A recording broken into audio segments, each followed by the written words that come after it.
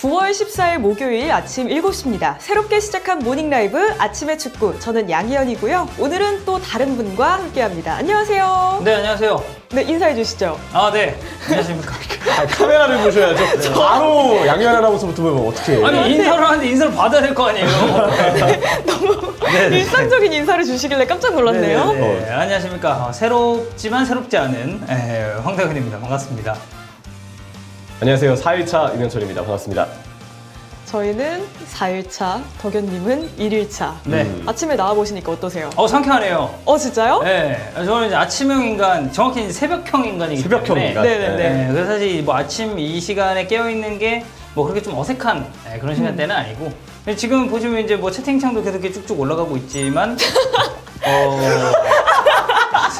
덕현이 형 맞죠? 한문쌤 옷 입으셨네요. 네. 근데 그 듣고 보니까 약간 좀 그런 느낌이 나긴 하네요. 네, 그런 의도로 산 옷은 아닌데. 뭔가 네. 그 되게 5교시쯤에 이렇게 딱 입장하셔가지고. 단소 들고 들어오셔야 될 그쵸, 그쵸, 거였거든요. 그쵸, 그쵸. 칠판 네, 네. 탁탁 치시면서. 네, 그리고 이제 뭐 맨날 이제 옆에 좀 칙칙한 아저씨들이랑 방송하다가 네. 아나운서님이랑 또 이제 같이 새롭게 하다 보니까 제가 이제 여자 아나운서분들이랑 마지막으로 방송을 저희 채널에서 했었던 게 이제 히든 솔로라는 이제 프로그램이에요. 아, 곽정순 있었잖아요. 아, 그렇죠. 아, 이거 너무 하시네. 예, 머릿속에 이렇게 지우셨나요? 곽정순 패스를 하면 어떡해요. 네, 곽정수는 재밌었죠. 아주 재밌는 방송이었고, 그래서 이제 텀이 이제 좀 되다 보니까 굉장히 좀 황덕현 오랜만에. 논란 추가하시죠 이제. 네. 곽정순 잊어먹음. 그 정순주 아나운서님, 민선 이수 굉장히 미안하게 생각하고 있습니다. 네. 그래서 어쨌든 굉장히 상쾌한 아침이다. 근데 많은 분들이 이제 또 들어오시지 않았습니까? 네네네. 갑자기 말을 돌리는 느낌으로 네, 네. 갑자기 채팅창을 찐당황이야, 꺼버리시네요. 찐당황. 당황하셨죠? 아침부터 행복하게 사랑이 넘치게 시작하네요. 저희 어제도 이런 사랑이 넘치는 시작으로 했거든요. 네. 그때는 이제 썸네일 얼굴로. 아, 근데 재밌어요, 확실히. 덕현이 네네네. 형이 아침 방송 오면 되게 어울리는 게 텐션이 높으니까 뭔가 목을 아무리 써도 이 텐션은 떨어지지 않는 형이 이제 덕현이 형이거든요. 진짜 좀 재밌게 해주시지 않을까. 시작부터 눈물이 나네요. 너무 재밌죠? 너무 웃겨가지고. 네. 자, 그럼 이제 오늘 첫 번째 주제로 함께 시작해 보도록 하겠습니다. 저희 오늘 첫 번째 이야기는 히샬리송 선수에 대한 이야기입니다. 토트넘에서 최근에 부진도 있었고 또 브라질 대표팀 경기에서 벤치에서 눈물을 흘리는 모습이 이번에 카메라에 포착이 됐죠. 오열을 했어요. 아예 그냥 네. 눈이 아예 새빨개질 정도로 정말 많은 눈물을 좀 흘렸는데 그 경기에서 이제 뭐 볼리비아전도 그렇고 페루전도 그렇고 당장 히샬리송이 득점을 하진 못했습니다. 그리고 사실 그 이전으로 넘어오면 토트넘에서 올 시즌 4경기를 나왔는데 골은 없었죠. 네. 우리 이제 손흥민 선수는 해트트릭을 했지만 히샬리송은 여전히 좀 골이 없는 상황이고 지난 시즌 기준으로는 리그 31경기 1골. 굉장히 성적이 안 좋았기 때문에 그 눈물을 흘리는 게 처음 포착이 됐을 때 히샬리송이 요즘 너무 부진해서 마음고생을 좀 많이 하나 보다. 원래는 대부분의 팬분들이 저도 그렇고 다 그렇게 좀 생각을 하고 있었죠. 그러니까 저도 그 영상만 봤을 때는 아무래도 경기 도중에 이제 눈물을 흘렸으니까 경기력에 대해서 많이 마음에 안 들었나? 혹시 부진한 거에 대해서 마음적 고생이 많았나? 이런 생각이 들었는데 그것뿐만이 아니었던 걸로 지금 확인이 됐죠. 근데 이제 양현 아나운서님이 말씀해주신 그런 포인트는 저는 충분히 그런 추측이 따라와도 이상한 건 없다고 생각해요. 네. 왜냐면 이 선수가 지난 시즌에 굉장히 기대를 많이 받고 상당히 큰 이적료로 토트넘 호스퍼에 입성을 했는데도 불구하고 프리미어리그 31경기 1골, 물론 이제 뭐 모든 경기를 선발로 나온 건 아니지만 고가를 주고 데려온 공격수에게는 분명히 어울리지 않는 스탯이었고, 그리고 이게 뭐 에버튼 때 이 선수가 예를 들어서 뭐 좀 부진한 모습을 보였는데 영입이 됐다거나 아니면 이 토트넘 호스퍼라는 팀이 히샬리송 선수에게 첫 프리미어리그 팀이었다면 좀 적응의 단계인가? 라고 생각을 할 수도 있었겠지만 이제 그런 걸 감안하고라도 좀 이제 부진이 너무 길어졌기 때문에 팬들 입장에서도 상당히 좀 의아하고 좀 궁금해하시는 분들이 많긴 했었죠. 네. 그렇죠. 이렇게 성적이 좋지 않은 모습이었는데 이번에 페루전이 끝난 뒤에 인터뷰에서 왜 눈물을 흘렸는지, 그간의 마음고생이 왜 심했는지 조금은 엿볼 수 있는 인터뷰를 했습니다. 인터뷰 내용 같이 한번 봐볼게요. 경기장 내에서의 일 때문에 운 것은 아니다. 경기장 밖에서 일어난 일에 대한 분노 때문이다. 지난 5개월간 경기장 밖에서 힘든 시간을 보냈다. 안 좋은 일이 겹쳤다. 무언가 추측해 볼 수 있는 여지가 상당히 많은 문장이죠. 일단 반전이 하나 있죠. 우리가 원래 생각했던 건 경기에서의 부진 때문에 히샬리송이 거기에 대한 어떤 상실, 실망감, 압박감? 그런 스스로에 대한 압박감, 예, 그 표현처럼 정말 부담을 많이 느꼈을 거라고 생각을 했거든요. 근데 이 첫 인터뷰의 내용만 보더라도 이거 경기 얘기가 아니네? 경기 외적이면 이거는 히샬리송 선수의 개인사와 좀 관련이 있는 거거든요. 그래서 뭔가 이 내용을 봤을 때 다른 이유가 있구나, 그 느낌을 이제 받을 수가 있었죠. 다음 문단 보면 바로 이유가 나옵니다. 가깝게 지낸 사람이 나한테서 돈만 눈여겨봤다. 그들이 나에게서 멀어졌다. 나는 팀에 도움을 주고 싶었지만 상황이 내가 원하는 대로 진행되지 않았다. 경기장 밖의 일이 방해가 됐다. 일을 제대로 하고 싶었는데 그러지 못했다. 이제 폭풍은 지나갔다. 구단에 집중할 것이다. 이제 보면 마음고생 심했다. 하지만 이겨내고 구단에 집중해서 경기력 끌어올리겠다. 이렇게 해석해 볼 수 있는 문장인 것 같은데. 그러니까 그렇죠? 결국 이제 돈 얘기가 나오잖아요. 네. 이게 참 물론 이제 뭐 프로 선수에게 그런 금전적인 부분은 저는 뭐 뗄래야 뗄 수 없는 관계라고 생각을 합니다만, 이거는 뭐 단순하게 이 선수가 받는 뭐 연봉이라든지 아니면 뭐 주급 이런 개념이 아니라 가깝게 지낸 사람이 나한테서 돈만 눈여겨봤다. 결국에는 본인의 주변 지인들, 사실 브라질 선수들에만 국한되는 건 아니지만 아프리카 선수들 쪽이나 뭐 이제 다른 대륙 국가 쪽에서도 이런 케이스들이 있어요. 뭐 사실 아데바요르 선수 같은 경우도 그런 가족들의 굉장한 뭐 이제 금전적인 문제, 이슈들이 꽤 있었고, 이게 또 성공을 한 그런 축구 선수들 중에는 더러 본인이 스스로 가족을 좀 부양해야 하는 모든 것을 좀 책임지게 되는 그런 케이스들도 좀 있는데, 히샬리송 선수는 이제 가깝게 지낸 사람이 나한테서 돈만 눈여겨봤다라고 하는 건, 이거는 아무래도 뭐 가족보다는 이제 좀 본인 주변에 있는 지인 중에 한 명이 네. 약간 이런 트러블을 일으킨 게 아닌가라고 추측을 할 수가 있겠죠. 그래서 저도 인터뷰 내용을 좀 찾아봤어요. 네. 찾아봤고 이제 해외에서의 그 기사들 원문들도 보고 했는데, 히샬리송이 유망주 때부터 함께했던 자신의 이제 에이전트죠. 헤나투 벨라스코와 갈등을 겪었다고 얘기를 했더라고요. 그래서 헤나투 벨라스코가 누군지 쭉 찾아봤는데, 과거 이제 히샬리송이 에버튼에 있을 때 히샬리송의 에이전트로 이미 헤나투 벨라스코가 소개가 된 적이 있었고요. 사실 히샬리송 선수가 되게 가난한 이제 유니언 생활을 좀 했거든요. 네. 되게 이제 뭔가 정상적인 생활을 하기 힘든, 뭔가 질서도 좀 어지럽고 분위기도 안 좋고 그런 지역에서 자랐지만, 그런데도 축구에 대한 열정 하나만으로 굉장히 모범적으로 이제 선수로서 성장을 한 케이스인데, 그 선수를 어렸을 때부터 도와준 에이전트가 헤나투 벨라스코가 아닌가. 근데 그 유망주 때부터 함께했던 인물에게 뭔가 문제가 발생되면서, 관계에 문제가 발생되면서 개인사가 결국 본인의 어떤 집중을 하지 못하는 정신적인 타격을 입힌, 상처가 된 그런 상황으로 좀 이어진 게 아닌가 생각을 해볼 수 있죠. 그러니까 이명철 의원이 얘기한 것처럼 히샬리송 선수가 진짜 어렵게 자랐어요. 네. 이 선수 예전에 지금은 저희가 이제 오후에 편성을 해서 방송 나오고 있는 히든풋볼, 네. 예전에 이제 저희가 팟캐스트 방식으로 내보낼 때 당시에 이제 황덕연의 근본이라는 코너가 있었습니다. 네. 덕현이 형이 근본을 많이 따지세요. 네. 그래서 이제 좀 근본 있는 선수들을 제가 소개를 하고, 가끔은 이제 노근본, 좀 근본이 없는 선수들도 제가 이제 소개를 했었던 기억이 나는데, 네. 제가 이때 히샬리송을 한번 다룬 적이 있었어요. 그래서 이 선수의 그런 배경이나 좀 어떻게 살아왔고 어떤 커리어를 보냈는지를 쭉 봤었는데, 당시 제 기억을 좀 끄집어내보자면 정말 가정 환경이 너무 불우하고 어렵다 보니까 사실 돈이 많고 유복한 집안에서 자란 친구가 아니에요. 그래서 일반적으로 보면 히샬리송은 되게 좀 자수성가한 아이콘이다라고 말씀하시는 분들도 많았고, 실제로 히샬리송 선수는 그 되게 유명한 영상들이 있었죠. 브라질 대표팀에 발탁이 됐는데 그 가족들이랑 그 작은 집에서 옹기종기 모여가지고 TV 보면서 좋아하고 이런 게 있어서 나름의 좀 인간미가 느껴졌었던 그런 선수인데, 이게 또 가까운 지인에게 이제 이런 일을 당했다고 하니까 이거는 단순하게 경기력 부진을 넘어서 심리적인 타격이 동반될 수밖에 없는 상황이다라고 저는 좀 생각을 합니다. 국내외 축구 선수들에게 사실 이런 일들이 종종 벌어지곤 하잖아요. 아무래도 그렇죠. 이 에이전시가 되었건 아니건, 그 관계가 아니더라도, 에이전트가 아니더라도 뭔가 또 다른 이제 선수에게 그냥 접근하는 경우들, 그런 그냥 개인적인 어떤 관계를 통해서 접근을 하는데, 문제는 그 선수가 뭔가 자신의 어떤 돈에 대한 관리, 그리고 축구 선수라는 직업군이 사실 굉장히 많은 어쨌든 뭐 수익을 좀 버는 직업으로 좀 볼 수 있잖아요. 그러다 보니까 정말 돈만 보고 접근하는 일종의 사기꾼들이 있어요. 그래서 실제로 선수들 만나보면 피해를 받았던 사례들이 꽤 있고, 그것 때문에 여전히 상처를 입는 경우들도 있거든요. 게다가 이렇게 어릴 때부터 함께한 인물이면 아마 히샬리송이 모르긴 몰라도 그 인물에게 나름 심리적으로 아니면 선수로서 되게 의존했던 부분들이 클 텐데, 뭔가 사이가 안 좋아졌구나 라고 말하기에는 더 큰 상처와 심리적인 타격이 있었을 것이라고 생각합니다. 심리적인 타격이 더 클 수밖에 없을 것 같은 게, 히샬리송 선수가 97년생이거든요. 축구 선수로는 지금 전성기지만 사실 나이로만 보면 사회초년생, 이제 막 일 시작하는 그런 시점의 나이잖아요.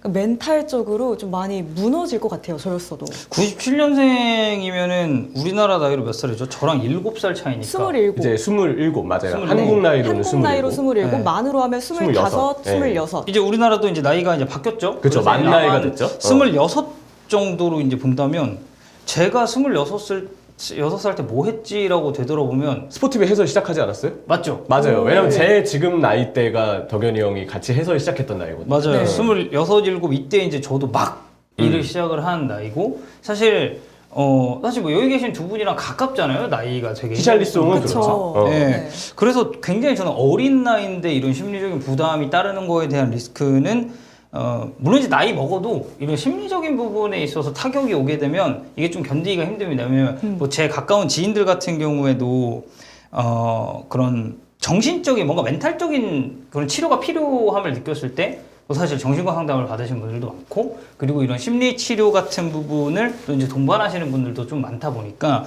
히샬리송 선수도 아마 이런 것 때문에 좀 받았었던 본인에 대한 압박감이라든지 부담감은 저는 우리가 추측하는 것보다 더 컸을 수도 있다라는 생각은 좀 들긴 합니다. 네. 그리고 말이 5개월이지 사실 이런 5개월은 정말 직접적인 피해를 받았던 시간이 5개월일 수 있고요. 그 이전부터 이 사람 뭔가 이상한데? 이 사람 맞나? 약간 의심되는 단계? 뭔가 좀 실망하는 단계? 그런 시간들은 이 5개월보다 더 길었을 가능성도 있어요. 그러면은 최근의 부진의 이유가 어쩌면 정말 히샬리송이 얘기한 것처럼 개인사의 책임이 꽤 클 수도 있다. 그래서 뭔가 그동안 우리가 바라봤던 히샬리송에 대한 시선에 반전을 주는 하나의 사례라고는 저 생각합니다. 왜 개인적인 일 그리고 공적인 일을 확실하게 구분을 해서 감정을 딱 나눌 수 있으면 좋겠지만 사람인지라 그게 잘 안 되잖아요. 게다가 또 97년생의 나이고 아무리 또 나이가 많더라도 이렇게 믿고 의지했던 사람이 배신을 하면 그에 따른 실망감이 클 수밖에 없죠. 그래서 다음 인터뷰 내용을 보면 영국으로 돌아가서 심리학자를 만나 심리적으로 도움을 구할 예정이다. 더 강해져서 돌아오겠다. 토트넘에서 좋은 성과를 내면 대표팀에서도 좋은 성과가 나올 거라고 확신한다. 이렇게 얘기했거든요. 이거는 저는 되게 좋은 선택이라고 봅니다. 우리가 실제로 이제 가까운 예로도 물론 이제 정확하게 같은 케이스는 아니지만 또 마찬가지로 토트넘에 꽤 오랜 시간 몸담았었던 델레 알리 케이스도 사실 우리가 알지 못했었던 그 뒷배경들이 꽤 있었잖아요. 꽤 있었죠. 심리적으로 뭔가 이 델레 알리 선수도 뭔가 자신에 대한 어떤 부담감 때문에 뭔가 괴로움을 느끼기도 했었고 되게 우울한 시간을 보냈다는 얘기를 했거든요. 그 인터뷰가 전해지고 나서 그동안 델레 알리를 아쉽게 바라봤던 팬들도 모두 알리에게 박수를 보내면서 그 시련을 딛고 견뎌내고 극복했던 델레 알리 선수를 응원하고 있죠. 마찬가지로 꽤 힘든 개인사를 델레 알리 선수도 보냈습니다. 그래서 당시에 이제 델레 알리 선수 같은 경우도 이런 뭐 치료 같은 게 동반이 됐었고 그래서 굉장히 많은 팬들이 좀 응원의 박수를 보냈었는데 저는 이런 심리 치료 받는 거는 되게 좋은 선택이라고 생각해요. 뭐 실제로 이제 프로구단 같은 경우도 이렇게 뭐 심리를 담당하시는 그런 분들을 초빙을 해가지고 네네. 치료하는 경우가 많고 제가 이제 최근에 꽤 재밌게 봤었던 드라마가 하나 있는데 축구 관련 드라마예요. 이제 테드라소라는 드라마인데 애플 TV에서 이제 상영을 하고 있는 드라마입니다. 축구 관련 드라마죠? 네, 축구 관련 네. 드라마인데 이제 사실 감독이 미식 축구 감독인데 이제 영국의 축구팀에 부임하게 되면서 일어나는 그런 스토리를 이렇게 좀 되게 유쾌하게 풀어낸 네네네. 드라마예요. 근데 이제 그 에피소드 중에 하나가 이제 좀 심리적인 부담을 좀 많이 느꼈었던 선수가 있었는데 이제 그 심리 치료를 하시는 전문가를 초빙을 해가지고 그걸 좀 극복하게 하는 그런 스토리가 실제로 뭐 그런 드라마 안에서도 나왔습니다. 근데 그 드라마가 단순하게 그냥 물론 이제 드라마는 픽션이겠지만 그렇게 심리 치료를 병행하는 구단들 그리고 심리 상담사를 고용하는 구단들이 없지 않다. 이게 실질적으로 있는 사례였고 히샬리송 같은 경우도 이런 심리학자를 만나서 도움을 구했을 때 저는 훨씬 더 나아질 부분이 많다라고 생각을 합니다. 네, 그리고 알리에 대한 이제 보충 설명을 좀 해드리면 알리 선수는 어렸을 때 일단 어머니가 이제 알코올 중독자였다고 하고 네. 어렸을 때 뭐 성추행을 당한 사건이나 아니면 정말 주위의 어떤 유혹 때문에 어쩔 수 없이 담배에 좀 손을 댄 사건이나 다양한 어떤 일들이 있었는데 그 어렸을 때 트라우마가 남아서 성인 선수가 되고서도 그리고 많은 분들이 아는 델레 알리의 엄청난 활약이 있는 동안에도 어릴 때 상처 때문에 심리적인 트라우마가 늘 따라다녔대요. 그래서 결국은 한번 커리어가 꺾이고 나서는 그 트라우마가 더 심해지면서 실제로 히샬리송 선수가 정말 생활자 알리 선수가 네네. 생활을 정상적으로 하기 힘들 정도의 어떤 상황까지 좀 이어졌다고 하는데 그런 개인사가 전해지고 어릴 때 델레 알리가 정말 많은 고생을 했구나라는 영국 내에서의 응원의 목소리가 정말 많아졌었죠. 지금까지 히샬리송 선수를 바라봤을 때 저 선수의 부진에 대해서만 우리가 성적에 대해서 초점을 맞췄다면 이제는 이제 히샬리송 선수를 생각할 때 이 선수가 마음고생을 심하게 했었구나. 그래서 성적이 못 따라왔을 수도 있겠구나. 이런 생각도 드네요.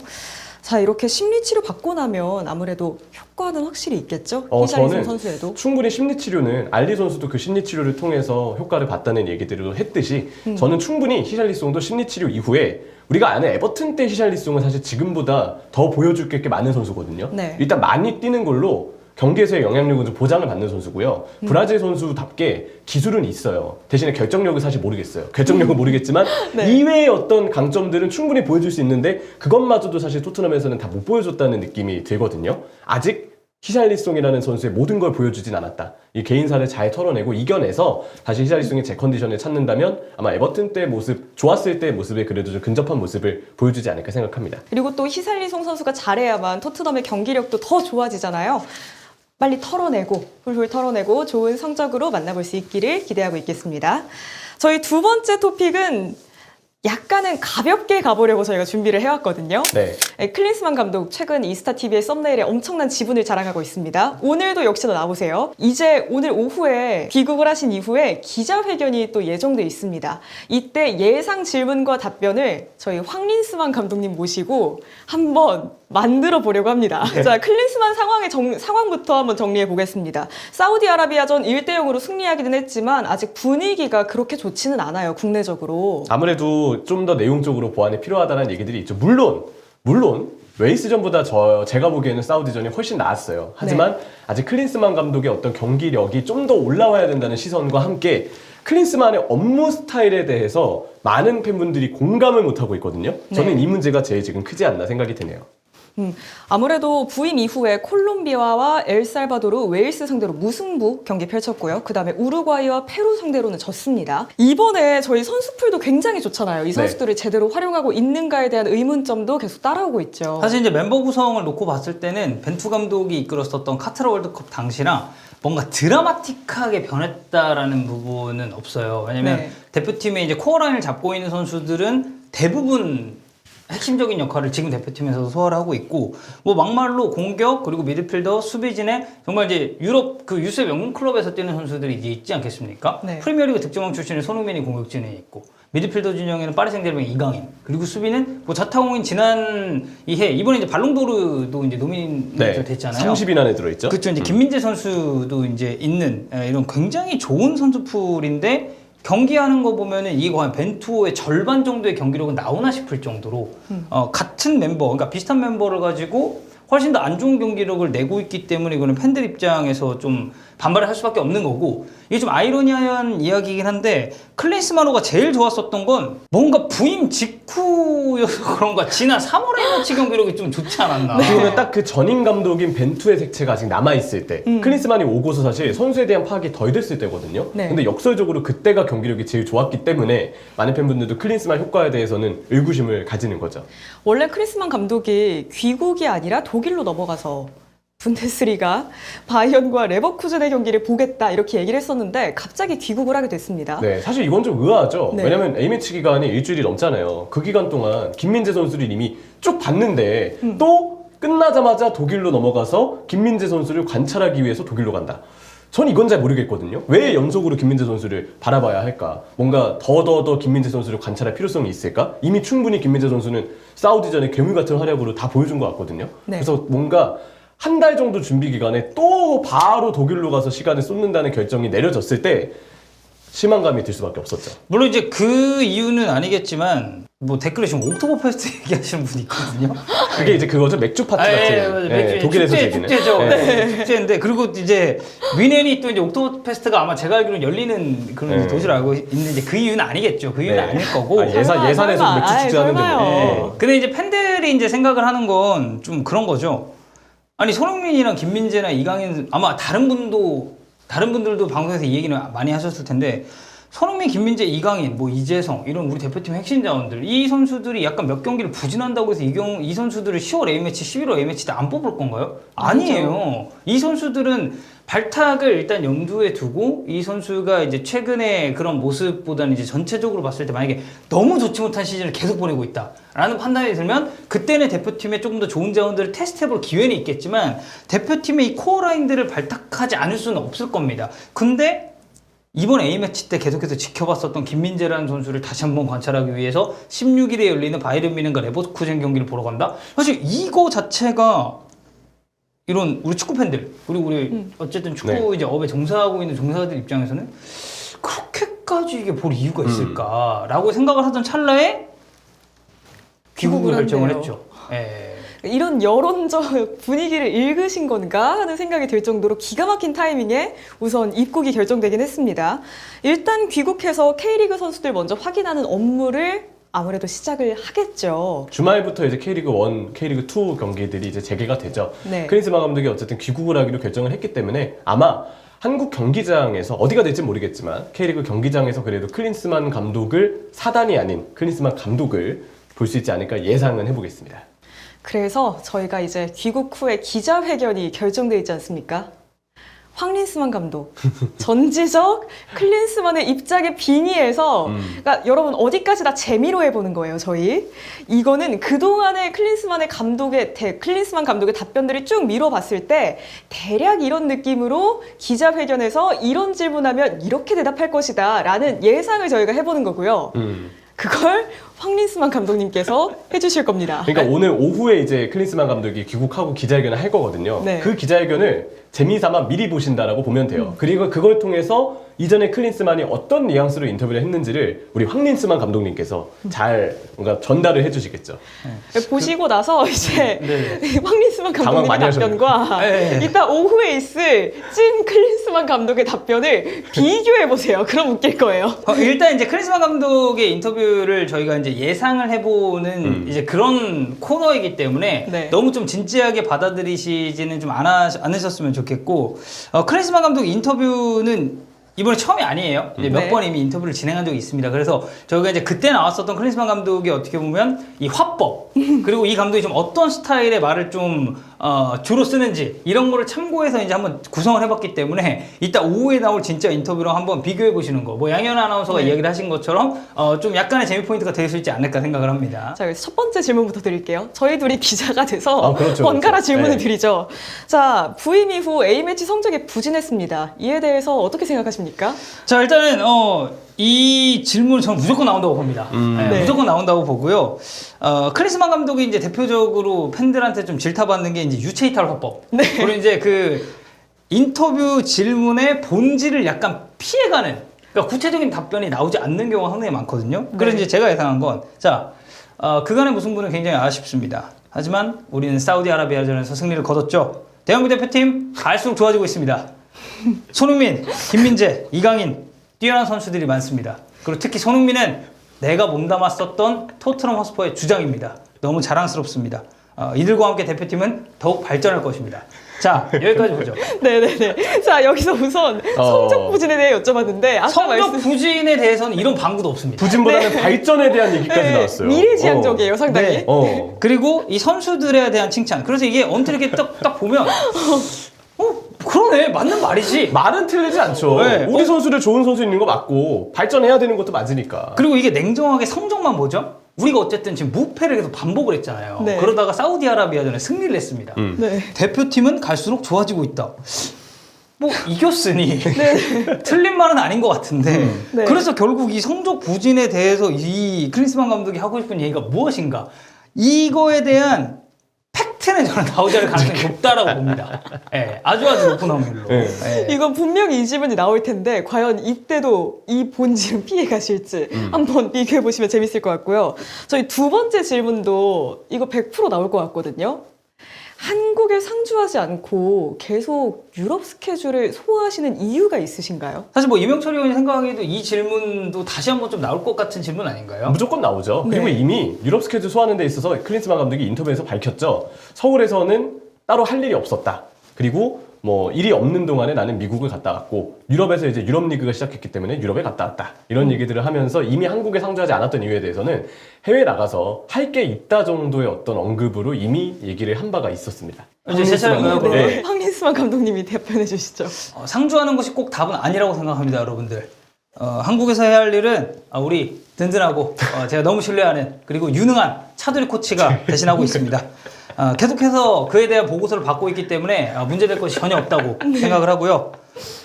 저는 유럽에서 뛴 경험이 있습니다. 그래서 유럽에서 이제 활약하고 있는 선수들의 상태는 직접 보고 결정을 내려야 될 필요가 있다고 생각을 했습니다. 자, 여기서 주목해야 될 건 차두리 코치 얘기도 나올 가능성이 매우 높습니다. 굉장히 높죠. 왜냐하면 최근에 이제 마이클 킴 코치가 팀을 떠났습니다. 맞아요. 그리고 이제 차두리 코치가 이제 클린스만 감독이 어떻게 보면 왜냐면 차두리 코치 같은 경우는 이제 독일어도 너무 능통하신 분이고 하다 보니까 아마 신뢰를 많이 하고 있을 거예요. 그래서 그런 국내적인 부분에 있어서는 뭐 차두리 코치가 잘하고 있으니까 그리고 내가 이 코치를 너무 신뢰하고 있다. 이제 이런 점을 좀 이야기를 할 것 같고 사실 뭐 결정적으로 봤을 때 이 상주하는 것이 꼭 답은 아니라고 생각한다. 이제 이런 비슷한 뉘앙스의 인터뷰에 대한 답변은 네. 앞에도 한 적이 있었어요.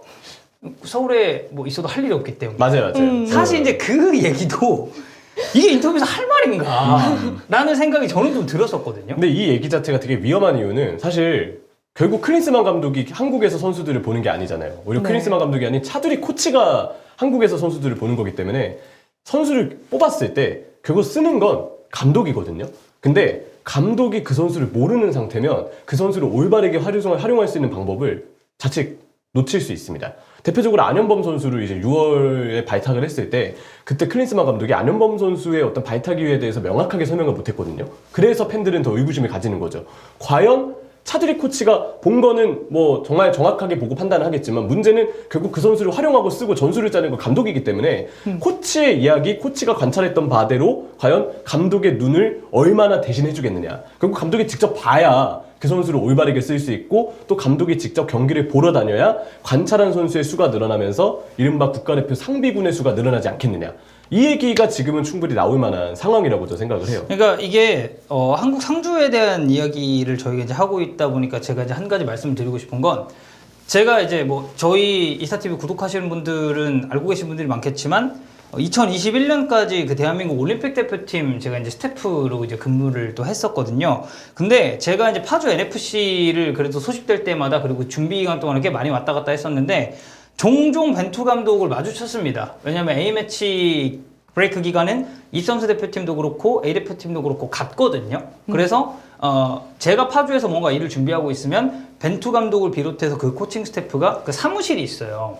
이제 그 사무실에서 굉장히 열띤 토론을 하는 걸 제가 많이 봤습니다. 물론 이제 이거를 막 이렇게 보진 않았지만 지나가면 사실 들리잖아요. 왜냐면 복도를 이제 지나가면 들리는데 저는 사실 거의 싸우는 줄 알았거든요. 그러니까 그만큼 의견에 대한 서로의 공유라든지 아니면 뭐 대립이라면 대립일 수도 있겠죠. 그들이 뭐 어떤 주제에 대해서 이야기를 하는지 모르겠지만 뭐 점심 메뉴 가지고 싸우진 않았을 거 아닙니까? 맞아요. 그러니까 선수 그쵸, 구성에 그쵸. 대해서 아마 의견 공유를 했다라고 가정을 해본다면 저는 벤투 사단이 그렇게 사무실에 모여서 본인들끼리 토론하는 게 사실 연령별 대표팀 이제 스태프였음에도 되게 보기 좋았거든요. 아 이게 확실히 감독과 코치진 사이에 저런 의사소통이 있어야 이게 결국에는 대표팀에게도 좀 더 긍정적인 영향이 끼치지 않을까라고 이제 생각을 했는데 사실 클린스만은 한국에 상주를 안 하니까 아니 이 감독이 지금 뭐 코치들이랑 뭘 하고는 있는지 뭐 NFC 국가대표 트레이닝 센터는 뭐 얼마나 가는지 이런 부분에 대한 확인이 안 되기 때문에 오히려 이제 팬들의 반발심은 더욱더 좀 심해질 수밖에 없는 결과를 낳지 않았나라는 생각은 듭니다. 결국 전술을 따는 건 감독이고 그 전술에 맞게 선수를 기용해야 하는 것도 감독이니까 조금 더 우리 선수들이 면밀하게 관찰할 필요는 확실히 있을 것 같아요. 자, 다시 예능으로 돌아가서 대표팀에 입히고자 하는 전술적인 색깔이 있으십니까? 아, 이 전술적인 색채. 아, 이것도 나올 만한 질문이죠. 왜? 6경기를 하는 동안 우리 팀의 색깔이 없었거든요, 사실. 네. 자, 근데 제가 이거는 한 90% 정도 확신할 수는 있습니다. 제일 높은 확신. 전술 디테일 절대 얘기 안 합니다. 네, 저 진짜 절대 얘기 안 할 거라고 보고요. 네, 자, 네. 보시죠. 말했듯이 대표팀은 좋아지고 있습니다. 아시안컵을 준비하는 단계에서 나오는 시행착오가 있지만 갈수록 발전할 것이고요. 전술에 관해서는 코치들과 면밀히 소통하고 있습니다. 두고 보면 알게 될 것입니다. 자, 이 클린스만 감독의 그 미래지향적인 답변. 이야기. 두고 보면 알게 될 것이다. 근데 이제 이 두고 보는 게 어쨌든 우리가 과정을 좀 봐야 될 거 아닙니까? 네네. 근데 이제 과정에 있어서 보여준 게 없다 보니까 만약에 이제 두고 보면 알게 될 것 이런 답변이 나오면 이거는 팬들 입장에서는 진짜 기름 부은 그런 느낌이거든요. 전 여기에 한 줄 더 추가하고 싶어요. 어떤 트로피에 굶주려야 한다. 헝그리 정신을 가져야 한다. 그래서 아마 본인이 선수 시절에 독일이 유로 우승했을 때 이야기를 하면서 네. 그때는 주장과 선수들이 모두 트로피에 굶주려 있었다. 그래서 우리 선수들도 그런 마음을 가져야 한다는 얘기가 아마 이 질문에 답변이 되지 않을까. 놀랍게도 실제로 또 이야기를 했던 내용이었죠. 또다시 헝그리 정신이 나올 가능성이 있다. 지금 많은 분들이 인터뷰 다 봤다고 하시거든요. 근데 전술이잖아요. 전술에 대한 질문인데도 불구하고 사실상 전술에 대한 내용보다는 오히려 멘탈리티, 헝그리 정신, 피지컬 이런 부분에 대한 얘기가 그동안 줄을 잃었기 때문에 저도 90%의 예측에 동감하는 바입니다. 네, 두 분 답변 적절히 조합하면 비슷한 류의 답변이 하나쯤은 나올 것 같긴 해요. 지금 네, 느낌상. 그럴 수도 있겠죠. 네. 또 질문, 이건 제 개인적으로 궁금한 거예요. 클린스만 감독님한테. 그 대표팀 전력 분석하는 것도 굉장히 바쁜 일정이실 텐데 해외에서 패널로 활동하시는 건 일정상의 부담이 없을까요? 일단 해외에서 활동하면서 우리가 또 아시안컵 그리고 월드컵 예선에서 만날 국가들에 대한 정보를 얻어야 될 필요가 있습니다. 챔피언스리그 조추첨, 이 프리미어리그 경기 분석 사실 전력 구축을 하는 데 있어서 좀 일환 중에 하나라고 생각을 하고요. 그래서 저는 문제될 건 없다고 봅니다. 아시안컵 한국이 수십 년간 우승하지 못했었던 대회입니다. 쉽지 않은 여정이 될 것 같습니다. 자, 사실 아시안컵에 대한 질문은 하지 않았죠. 네. 근데 답변은 결국 아시안컵으로 끝났습니다. 그러니까 네. 약간 A를 물어봤는데 B를 대답하는 것도 클린스만 감독이 지금까지 보여줬었던 인터뷰 중에 하나거든요. 네. 그래서 사실 저는 이런 뉘앙스의 인터뷰도 그렇기 때문에 문제될 것이 없다. 사실 뭐 예전에도 상주 관련 얘기가 나왔을 때 뭐 논란이라고 생각하지 않는다. 네. 네, 뭐 약간 이런 얘기를 많이 했었거든요. 네. 그래서 이런 질문에도 충분히 A를 물어봤을 때 이제 B를 답변하는 식의 그런 화법이 나올 수도 있다. 그리고 이 질문에 대한 대답을 할 때는 웃는 표정이 핵심입니다. 네, 보통 이렇게 정말 활짝 웃고 이렇게 밝은 표정으로 얘기하잖아요. 그러면 네. 결국 사람이기 때문에 대면에서 뭔가 반박을 하거나 이건 달라요라고 얘기를 하고 싶어도 웃는 표정 앞에서는 사실 욕하기 힘들다 얘기 많이 네, 하잖아요. 웃는 얼굴에 침 뱉을 그런 얘기처럼. 쉽지가 않죠. 그래서 그 클린스만이 이 답변을 할 때는 정말 빵끝 웃고 있는 그 표정이 핵심입니다. 그리고 이제 본인이 굉장히 일을 많이 하고 있다라는 사실을 강조할 가능성도 있어요. 그럼 그 얘기도 할 거예요. 나는 200% 한국인이다. 네. 네. 그리고 이제 클린스만 감독이 뭐 오늘은 이제 대표팀 그 귀국 현장에서 인터뷰를 진행하기 때문에 볼 수 없겠지만 예전에 줌으로 인터뷰했을 때 뒤에 보면 그 코리아 머플러 이렇게 나왔었거든요. 네네네. 그리고 이제 그때 당시에 나왔었던 그런 얘기 중에 하나도 이제 뭐 오늘 이 줌 미팅을 마치면 뭐 ESPN과 또 이제 화상으로 뭘 해야 되고 그리고 뭐 UEFA 뭐 이쪽이랑도 뭐 미팅을 해야 된다 이런 얘기를 굉장히 많이 했어요. 그러니까 본인이 지금 일을 굉장히 많이 하고 있다라는 걸 어필을 약간 저는 했다고 보는데 네. 이분이 이제 대한민국 대표팀 감독이잖아요. 근데 ESPN이 어쩌고 뭐 프리미어리그 어쩌고 이런 얘기를 하는 것 자체가 팬들 입장에서 아니 그래서 우리 대표팀 선수들에 대한 파악이라든지 전술적인 기틀은 지금 잡고 계십니까? 라고 물어볼 수밖에 없다는 거죠. 아니면 다른 매체랑 인터뷰하면서 우리 선수들도 더 알리던지 뭐 손흥민 선수가 되건 김민재 선수가 되건 이강인이고 홍현석이건 오히려 이 선수들을 언급하면 우리 선수들과 우리 대표팀을 역시 이런 유명한 인사가 해외에도 널리 알려주는 역할을 하시는구나라고 이해를 할 수 있는데 그게 아니에요. 그동안 ESPN이나 다른 매체하고 인터뷰했던 내용들을 보면 메시 마이애미 이적에 대해서 어떻게 생각하냐. 해리케인 바이에른 뮌헨으로 갔는데 바이에른 뮌헨의 정신은 무엇이냐. 토트넘 호스퍼의 뭐 다음 시즌 프리미어리그는 어떻게 될 것이냐. 뭐 UEFA 또 조추첨식에 다 참여를 하기도 하고 뭔가 그런 인터뷰가 우리하고는 전혀 관계가 없는 인터뷰 내용들이 좀 많았거든요. 그래서 네. 그런 부분들 때문에 팬분들은 아니 우리나라 대표팀 감독인데 내용만 봤을 때는 전혀 모르겠다. 그런 어떤 내용들을 많이 얘기를 하신 거죠. 그런데 사실 조목조목 뜯어보면 맞는 말이긴 맞는 말이에요. 아니 그러니까 이게 그 클린스만 감독의 인터뷰가 그 환한 미소와 더불어서 뭔가 그 틀린 답변이 많지 않아요. 그냥 뭐 그렇지 라고 이제 수긍은 되는데 결국 이제 본질적인 걸로 돌아갔을 때 그 핵심적인 내용에 대한 답변이 있었느냐 이걸 따져보면 약간 그 알맹이 없는 인터뷰인 경우가 꽤 많아서 네. 이게 그런 거 있잖아요. 들을 때는 그렇지 근데 딱 돌아봤을 때 근데 그 대답은 왜 안 해주시죠? 약간 이런 식으로 가는 경우가 꽤 많았거든요. 네네. 이번에도 물론 이제 입국장에서 진행되는 인터뷰이기 때문에 뭔가 이제 자리를 마련해가지고 보통 이제 축구회관이나 파주 그 NFC 그 트레이닝 센터에서 인터뷰를 진행하는 경우가 많았기 때문에 뭔가 약간은 뭐 급한 인터뷰가 될 수도 있겠지만 충분히 이런 류의 답변은 저는 나올 수 있을 가능성이 꽤 높다라고 생각을 합니다. 이제 마지막 질문 하나 드리고 코너 속의 코너 끝내보겠습니다. K리그에 관심이 적다는 이야기가 있습니다.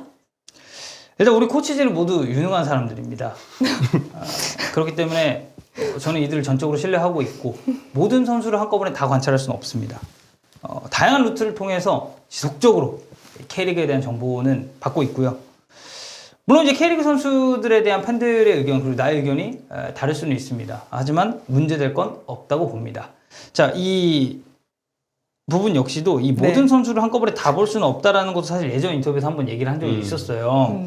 그래서 이거에 있어서도 팬들이 그러니까 뭔가 보려는 시도를 하면서 이런 얘기를 하면 오케이인데 한국에 상주했었던 기간이 아까 얼마라고 했죠? 67일. 67일. 6개월 동안 67일입니다. 이 정도면 지금 저희가 이제 또 이제 아침 이 방송을 시작하면서 양현 아나운서가 마곡을 굉장히 자주 왔잖아요. 그쵸. 리허설도 저희가 이제 꽤 오래 이제 진행을 했는데 이 정도면 곧 양현 아나운서가 이 클린스만 한국에 거주한 시간에 그 마곡으로서 좀 따라잡을 수 있지 않을까 그런 생각도 들고. 클린스만 감독의 한국 거주 시간보다 제가 마곡에 체류한 시간이 더 길어지는 그렇죠. 거죠. 그렇죠. 네, 저는 충분히 그럴 수 있다고 보고 그래서 이 모든 선수를 한꺼번에 관찰할 수 없다라는 이 얘기도 맨 처음 인터뷰에서 나왔을 당시에 굉장히 많은 비판을 좀 받았었는데 저는 좀 그렇게 생각을 합니다. 이 K리그에 관련된 부분은 약간 요런 느낌도 나올 수 있지만 살짝 아니 일정을 바꿔서 원래 이제 K리그를 좀 더 관찰하려고 했다라고 이야기를 할 수도 있을 것 같긴 해요. 네. 지금 상황에서는. 약간 그런 느낌이죠. 아, 원래 나 K리그 보려고 했는데 하필 7월 그 오이스타 브레이크가 있었죠. 그 기간이 겹쳐서 그동안 미국을 다녀왔고 끝나고 난 다음에 이제 우리나라에서 경기를 보려고 했는데 그때는 오이스타전 날짜여서 어쩔 수 없이 오이스타전을 볼 수밖에 없었다. 그리고 이후에는 왜 K리그를 안 봤냐라고 한다면 8월에 유럽 축구가 시즌이 개막하기 때문에 우리 유럽파 선수들을 직접 대면해야 돼서 유럽으로 가야만 했다. 이 얘기도 예상은 돼요. 물론 이 내용이 제가 공감하는 건 아니지만 아마 클린스만 감독이 이 관련된 질문을 받았을 때 이 언급을 할 가능성도 있다는 얘기를 드립니다. 이렇게 코너 속의 코너 저희 황덕현 쇼 같이 한번 이렇게 살펴봤고요. 클린스만 감독이 오늘 오후에 귀국한 이후에 기자회견 합니다. 실제로 이 답변이 나올지 안 나올지 한번 비교해서 보시면 나름 재미 포인트가 될 수 있지 않을까 싶고요. 저희 마지막 코너는 인터뷰입니다. 축구계에 있었던 논란의 인터뷰나 발언에 대해서 이야기해보는 시간이고요. 오늘은 맨유의 센터백이죠. 맥과이어 옹호에 나선 사우스게이트 감독에 대해서 함께 이야기해보려고 합니다. 최근에 맥과이어가 성적이 부진했죠. 경기력이 좋지가 않았죠. 아무래도 맥과이어의 부진은 좀 오래 이어졌죠. 솔샤르 감독이 맨체스터 유나이티드에 있을 때는 그래도 매 경기 뛰면서 그나마 나았습니다. 실제로 그때는 매 경기 뛴 것만으로도 사실 헌신했던 부분이 크다고 볼 수 있는 선수였는데 이후에 맨체스터 유나이티드가 감독도 바뀌고 전술도 바뀌고 맥과이어의 폼도 떨어지면서 자연스럽게 부진한 시간이 길어지고 있고요. 올 시즌은 주장 완장직도 뺏겼죠. 네, 맥과이어 입장에서는 굉장히 좀 팀 내 입지가 아예 밀리고만 상황인데 맨체스터 유나이티드는 사실 맥과이어를 아예 나갈 선수로 부유를 했어요. 네. 나가라. 너 이제 자리 없다. 너가 나가야 대체 자리에 영입할 수 있다. 팬들도 그래서 맥과이어 나가라 이렇게 얘기를 했는데 문제는 맥과이어가 웨스트햄 유나이티드의 제안을 받았는데 개인 협상 과정에서 팀을 떠나길 거부했습니다. 협상이 되지 않은 거죠. 네. 그래서 결국 맥과이어가 남아서 경기를 뛰었더니 부진했다. 이렇게 맥과이어의 상황은 맨유에서는 진단할 수가 있죠. 그래서 이번 인터뷰는 사실 맥과이어를 옹호한 사우스게이트 잉글랜드 대표팀 감독의 인터뷰입니다. 이번 시즌에 경기에서 안 좋은 활약을 많이 했어요. 아스날전에서는 교체 출전했는데 불안한 모습 보이면서 역전패를 당한 데 맥과이어의 책임이 있다 이런 이야기들도 나왔었죠. 그렇죠. 아무래도 맨체스터 유나이티드 그 경기는 사실 수비진 부상이 좀 아쉽기는 했는데 맥과이어의 책임이 결국 그 역전패에 있어서는 책임이 있다고 봐야 되는 게 사실이니까요. 그러니까 이때 보통 이제 맨체스터 유나이티드는 라파엘 바람과 리산드로 마르티네스가 오면서 좀 주전이라고 할 수 있는 주축이라고 할 수 있는 센터백 라인이 꾸려졌는데 맥과이어 린델레프 라인은 되게 오랜만에 봤죠. 진짜 오랜만에 봤죠. 이 경기에서. 근데 진짜 이렇게 큰 경기에서 갑작스럽게 보일 줄은 몰랐죠. 사실 대부분의 팬들은 맥과이어가 나갈 거라고 생각을 했는데 나가지 않은 것만으로도 맨유 팬분들은 답답함이 있을 거거든요. 그래서 이렇듯 맥과이어가 불안하다는 거 모두가 알고 있었지만 잉글랜드 대표팀의 사우스게이트 감독은 맥과이어를 계속 경기에 투입을 했습니다. 그리고 그 결과 맥과이어의 대표팀 차출에 대한 인터뷰들 그리고 이야기들이 꽤 많이 나왔거든요. BBC는 아예 맥과이어의 대표팀 차출에 대해서 이렇게 비판했습니다. 감독이 실력보다 충성도에 의지해서 팀을 꾸렸다.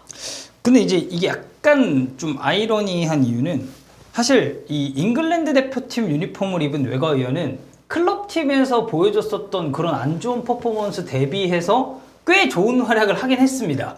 이거는 저는 카타르 월드컵 이전에 있었던 평가전들이나 아니면 카타르 월드컵 그 당시에도 뭐 이제 맥과이어 선수가 나왔을 때 아니 클럽팀에서는 그렇게 폼이 안 좋던 선수가 이 3, 4조 유니폼 입으니까 그래도 뭐 나쁘지 않네? 라는 생각이 좀 들었었거든요. 네. 그렇기 때문에 이런 뭐 충성도에 의지해 팀을 꾸렸다라는 말이 사우스게이트 감독 입장에서는 엥?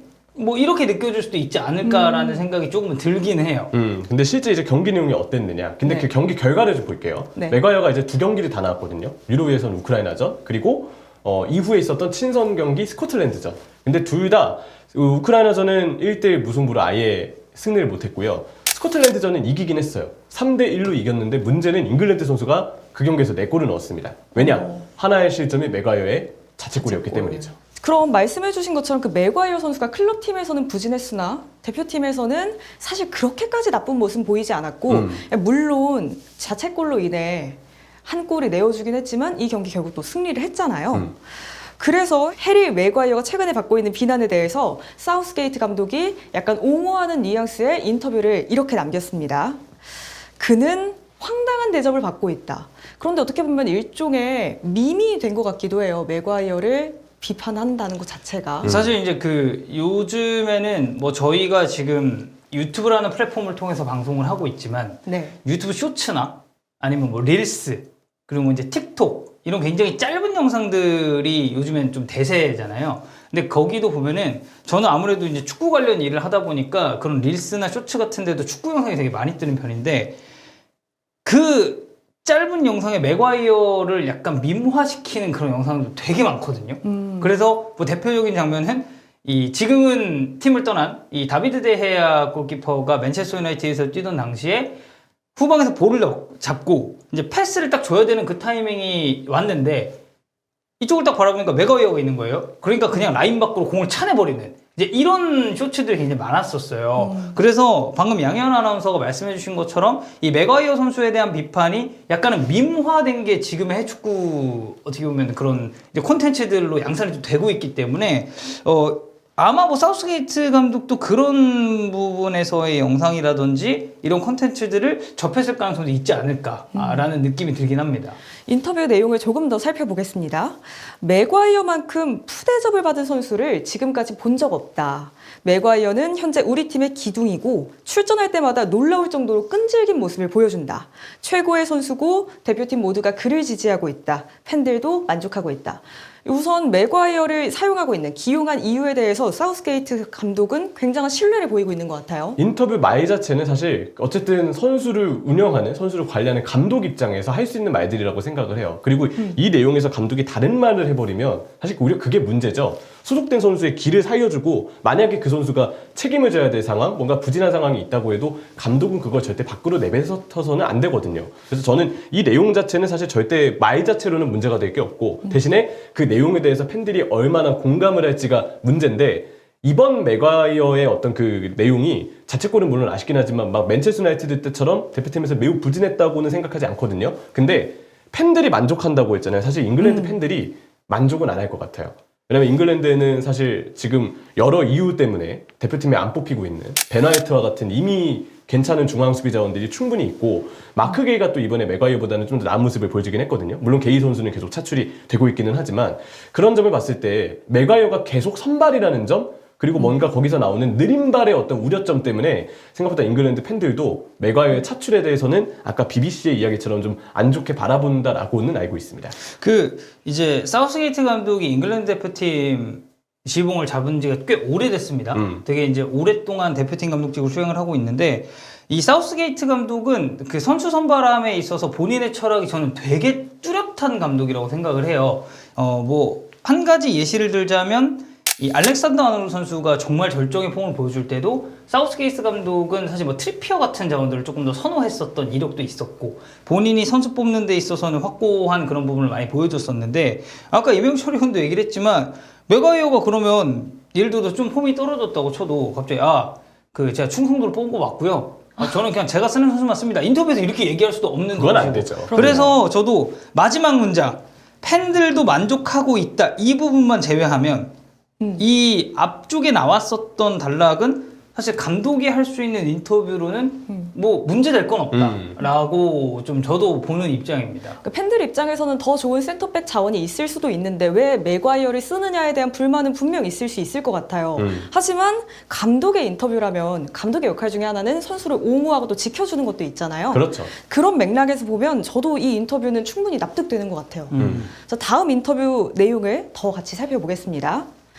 스코틀랜드 팬 입장에서는 충분히 야유할 수 있다. 그걸 했어요. 조롱을 했어요. 그쵸. 우 정도 하는 게 아니고요. 오히려 환호를 했습니다. 네. 와 하는데 사실 그 환호가 누가 봐도 맥과이어를 막 놀리기 위해서 약간 그 멘탈적으로 흔들기 위해서. 왜냐면 스코틀랜드 입장에서 맥과이어가 흔들려야 그 경기 승리 확률을 높일 수 있으니까. 그죠. 일부러 그걸 좀 노리고서 팬들이 좀 짓궂게 이제 조롱을 좀 했었죠. 뭐 좀 오래전 프로그램이긴 합니다만 뭐 사실 이제 저희가 나이 차가 이제 좀 있다 보니 엑스맨이라는 프로그램이 이제 옛날에 강호동 리조씨의 엑스맨. 네, 했었어요. 그래서 마지막에 엑스맨을 약간 공개하는 그런 프로그램인데 결국 엑스맨은 우리 팀이 아니라 이제 상대방의 약간 스파이 같은 그런 느낌이었잖아요. 네. 그러니까 이 스코틀랜드 팬들이 야유하는 그리고 환호하는 포인트가 딱 그거예요. 맥과이어는 잉글랜드 상대팀의 선수지만 맥과이어가 공을 잡으면 우리 팀이 더 플러스 요인이 많이 된다. 그러니까 맥과이어 계속해서 볼 좀 잡아주세요. 약간 이런 느낌의 조롱을 좀 했다고 봐야겠죠. 이 경기에서는.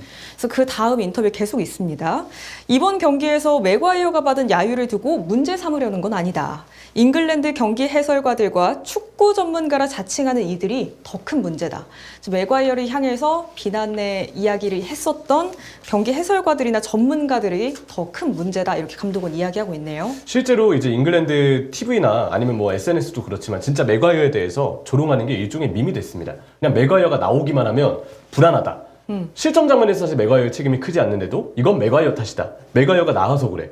SNS에 맥과이어 그 트위터 같은데 최신 글 검색해서 맥과이어 이름 검색해서 최신 글들 볼 수 있잖아요. 네. 너무 좀 내용들이 살벌해요. 합성도 선수 본인이 봤을 때는 너무 좀 심각한 합성이다 싶은 것들도 해외에서 막 제작이 되고 하거든요. 근데 제가 우크라이나전은 직접 중계를 했는데 네. 그때 이제 맥과이어 선수가 나왔어요. 그리고 1대1이 나왔잖아요. 근데 그 경기를 보면서 제가 느낀 건 맥과이어가 못 이기는 데 있어서 가장 결정적인 책임을 졌던 거는 아니었어요. 맥과이어보다는 오히려 팀의 전술이 그날 좀 좋지 않았다. 어떻게 보면 사우스게이트가 사실 좀 아쉬웠던 부분이 전 더 언급이 돼야 된다고 보거든요. 근데 너무 많은 분들이 그 경기 끝나고 다 맥과이어에 대해서 이른바 조롱을 하더라고요. 그래서 그런 걸 봤을 때 사우스게이트가 잉글랜드 내에서 맥과이어를 조롱하는 시선이 더 문제다. 이렇게 얘기한 부분이 저는 맨체스터 유나이티드와는 별개로 잉글랜드 내에서는 그래도 이번 6월 경기 때 좀 와닿은 부분들이 있었어요. 그 뒤이어진 마지막 문장에 이렇게 말하셨더라고요. 그들의 비난에도 불구하고 맥과이어는 당당하게 어깨를 피며 경기에 집중하고 있다. 인성도 좋다. 저는 근데 사실 이런 상황 속에서 경기에 집중하는 게 굉장히 힘든 일일 것 같거든요. 또 맥과이어 선수는 그래 끝까지 경기에 집중력을 잃지 않고 경기를 뛴 거죠. 근데 이제 종종 맥과이어 선수 관련 영상이 올라오거나 이 선수가 뭐 이제 SNS 계정에 이제 본인 그런 영상 올리는 거 보면 멘탈은 좋은 것 같아요. 그러니까 되게 좀 유쾌한 그런 면도 있는 것 같고 그래서 사실 이제 선수마다 차이가 좀 있어요. 뭐 이게 뭐 해외 리그에서 뛰는 선수들도 저는 크게 다르지 않다고 생각을 하는데 사실 뭐 K리그에서 뛰는 선수들도 그런 댓글 반응이라든지 뭐 본인에 대한 좀 비판적인 영상이 나왔을 때 이거를 되게 좀 세게 받아들이는 친구들도 있습니다. 네. 그러니까 이게 내 약간 멘탈을 흔들고 좀 경기력적인 하락으로 이어지고 그 비판을 좀 견디지 못하는 그런 선수들이 있는 반면에 그냥 그런 게 있든 말든 일체 신경을 안 쓰는 선수들도 있어요.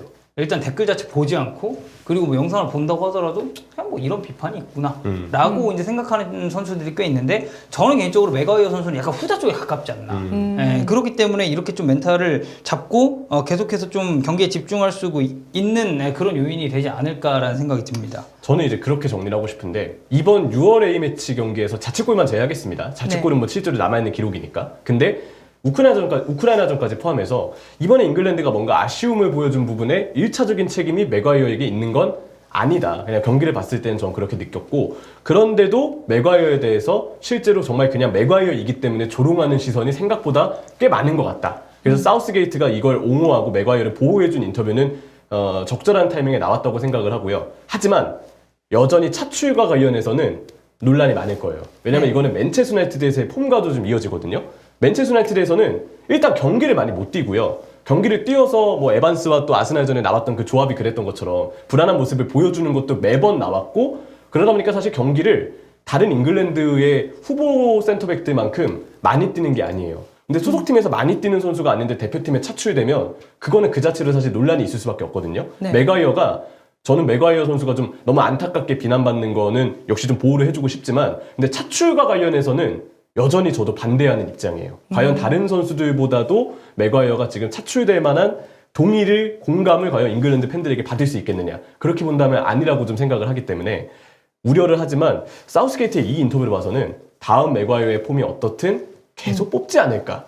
그래서 이번 인터뷰가 시사하는 부분은 저 거기에 있다고 생각합니다. 그러니까 되게 좋은 포인트를 좀 얘기해 주셨다라고 생각을 하는 건, 지금 잉글랜드 대표팀의 센터백 뎁스라든지 전체적인 풀이 맥과이어가 반드시 들어가야 되고 이 선수의 대체자를 찾을 수 없을 정도로 안 좋은 게 아니거든요. 그럼에도 사우스게이트 감독이 계속해서 맥과이어 선수를 기용을 한다는 거에 있어서 아마 팬들은 조금 더 비판의 목소리를 높일 수가 있을 것이고, 사실 뭐 당장 저만 해도 지금 테스트해봤으면 하는 자원들도 꽤 있어요. 아까 얘기가 나왔지만 베나이트 같은 자원들도 정말 써봐야 돼요. 안 쓰는 게 의아해. 그렇죠. 소속팀에서의 활약도 좋고, 물론 이제 아스날에서 이제 아르테타 감독하에서의 전술적으로는 뭐 지난 시즌이 더 도드라졌지만 약간 우측으로 분류되는 경향은 있지만, 어쨌든 이 선수는 센터백으로서 본인의 역할도 꽤 잘했었던 선수거든요. 그러다 보니까 이 맥과이어 선수를 반드시 발탁을 해야만 하느냐. 더군다나 경기에 출전하는 빈도도 사실 맨체스터 유나이티드라는 팀에 계속 남아있다라고 가정을 하면 이게 늘어날 가능성은 저는 많이 없다고 생각을 해요. 지금은 뭐 이제 바란 선수라든지 리산드로 마르티네스 선수가 어쨌든 이제 부상에 관련된 이슈가 좀 있었고, 그러다 보니까 이제 경기에 나오게 된 건데, 정상적으로 경기를 치를 때 선발 출전할 가능성은 없는데 갈수록 경기력도 떨어지고 있는 선수를 이 잉글랜드 대표팀에 계속 선발하는 게 과연 맞는 판단인가. 이 부분에 있어서 전문가들의 의견은 좀 나올 수 있다라는 느낌은 받습니다. 그 맥과이어 선수에 대한 개인적인 비판 혹은 조롱을 위한 조롱은 지양해야 하겠으나, 하지만 두 분이 말씀해 주신 것처럼 대표팀에 차출된 데 있어서 그 팬들의 입장에서는 어쩌면 의아한 선택일 수도 있다. 이렇게 정리해 볼 수 있을 것 같아요. 저희 오늘 인터뷰는 여기까지 보도록 하겠습니다. 저희 오늘 세 가지 주제, 히샬리송, 클린스만의 가상 기자회견, 그리고 인터뷰, 맥과이어 옹호에 나선 사우스게이트 감독까지 함께 살펴봤습니다. 저희 오늘 목요일 아침의 축구 여기까지입니다. 저희는 다음 주 월요일 아침 7시에 다시 돌아오고요. 저는 양희연이었고, 오늘은 황덕현 위원 그리고 이명철 위원과 함께했습니다. 인사해 주시죠. 어떻게 여기 인사하면 되나요? 황린스만 감독님 인사해 주세요. 황린스만 감독님 오늘 핫하셨으니까. 네, 오늘 아침에 너무 상쾌한 방송. 네. 재밌었고, 뭐 두 분은 어떻게 느끼셨을지 모르지만 저는 이제 이 포맷이 또 처음이다 보니까 그렇죠. 네. 되게 좀 신선한 그림이어서 이게 얘가 받아들이는데도 좀 색달랐던 것 같습니다. 다음 주에도 여러분들 방송 많이 봐주세요. 네, 저도 다음 이제 주에도. 일주일을 쭉 했잖아요. 네. 오늘은 이른바 게임으로 따졌을 때 빨핍니다. 체력이 지금 많이 떨어졌어요. 네, 네. 금토일 체력 열심히 채우고 저희 돌아오겠습니다. 덕현님 다음 주 목요일에 오실 거죠? 와야죠. 오실 거죠? 와야죠. 런던견이 아니길 바라겠습니다. 네. 그럼 월요일에 또 만나요. 안녕.